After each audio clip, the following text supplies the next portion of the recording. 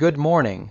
We begin with breaking developments in the investigation surrounding the disappearance of Nancy Guthrie. This is a complex and time-consuming case, and investigators say it will take time.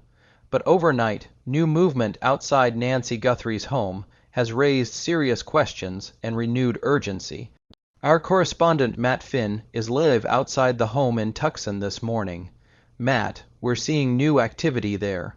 Describe what you're seeing right now. Dana, over the past several minutes, investigators here placed a large white tent directly outside the front door of Nancy Guthrie's home. Now, it's not yet clear exactly why that tent is there, but what is clear is that it blocks the public's view of the front entrance. That strongly suggests some kind of investigative activity happening underneath, possibly involving evidence preservation or further forensic work. This front doorstep has become a critical focus of the investigation.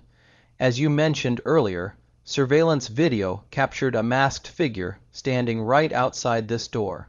Investigators also documented visible blood drops leading from the doorway, down the sidewalk, and toward the gravel driveway. That white tent may be protecting that evidence from sunlight, weather, or contamination, or it could indicate new forensic testing taking place right now.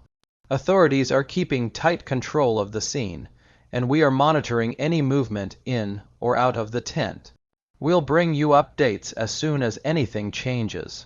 What's also clear on the ground here is that investigators remain heavily focused on the area in and around Nancy Guthrie's home, as well as a second location, the home of Annie Guthrie.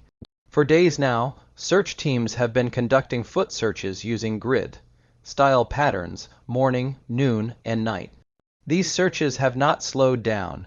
Just a few hours ago, our crew observed the Pima County Forensic Unit searching along Campbell Avenue, a major roadway roughly 1 mile from Nancy's home.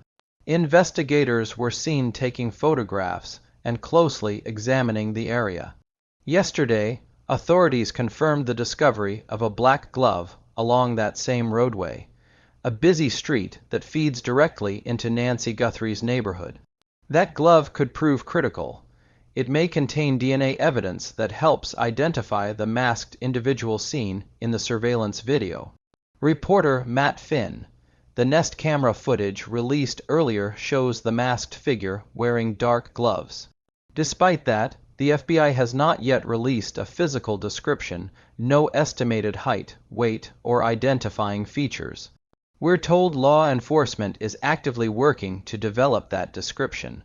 Once released, it could help the public narrow down exactly who investigators are searching for. For now, we remain live outside Nancy Guthrie's home in Tucson, tracking every development. Back to you. Thanks, Matt. Let me show you something important here. Nancy Guthrie's home is located right here. This is the spot where the glove was found, and there are 3 different ways to get there. Each route takes just 3 to 4 minutes by car. No traffic lights, only stop signs about 1 to 1.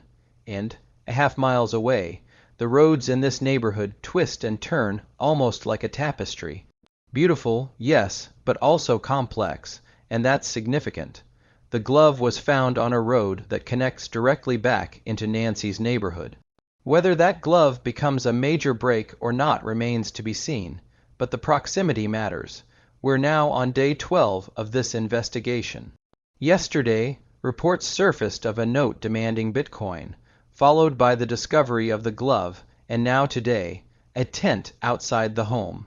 Joining us now is former FBI and NYPD investigator Paul Morrow. Paul, based on your experience, where does this investigation stand right now? Paul Morrow, Dana, investigations move in peaks and valleys. Right now, despite a few potentially significant developments, I'd say we're in a valley. That doesn't mean the case has gone cold, not at all. People remember the phrase, the first 48 hours. But forensic science has changed dramatically. Years ago, you relied on fingerprints and quick interviews. Today, there's digital dust everywhere. Cars have GPS. Dash cams are everywhere. Phones, doorbells, license. Plate readers, all of that data takes time to analyze.